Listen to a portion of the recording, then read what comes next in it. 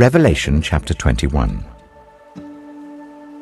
Then I saw a new heaven and a new earth. For the first heaven and the first earth had passed away, and there was no longer any sea. I saw the holy city, the new Jerusalem, coming down out of heaven from God, prepared as a bride beautifully dressed for her husband. And I heard a loud voice from the throne saying, "Look, God's dwelling place is now among the people, and he will dwell with them. They will be his people, and God himself will be with them and be their God. He will wipe every tear from their eyes.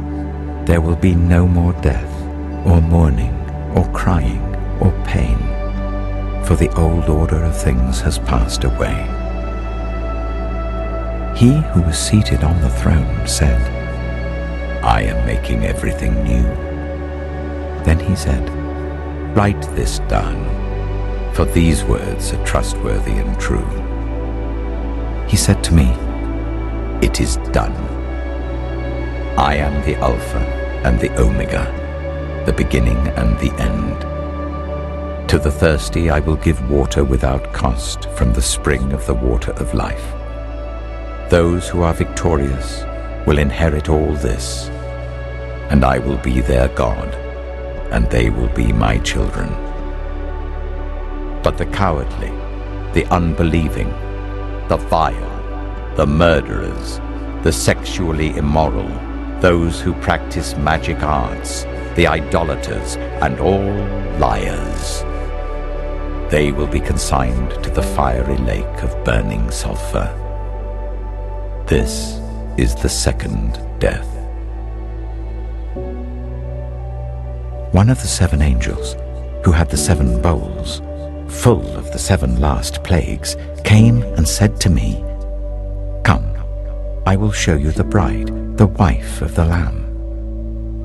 And he carried me away in the Spirit to a mountain great and high, and showed me the holy city, Jerusalem, coming down out of heaven from God.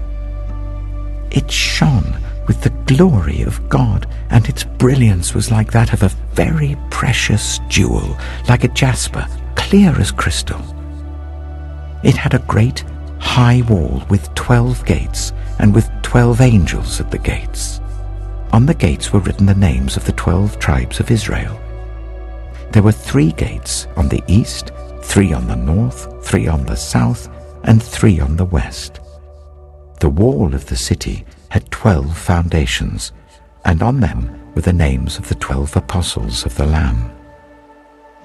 The angel who talked with me had a measuring rod of gold to measure the city, its gates, and its walls. The city was laid out like a square, as long as it was wide. He measured the city with the rod and found it to be 12,000 stadia in length, and as wide and high as it is long. The angel measured the wall using human measurement, and it was 144 cubits thick. The wall was made of jasper, and the city of pure gold, as pure as glass. The foundations of the city walls were decorated with every kind of precious stone.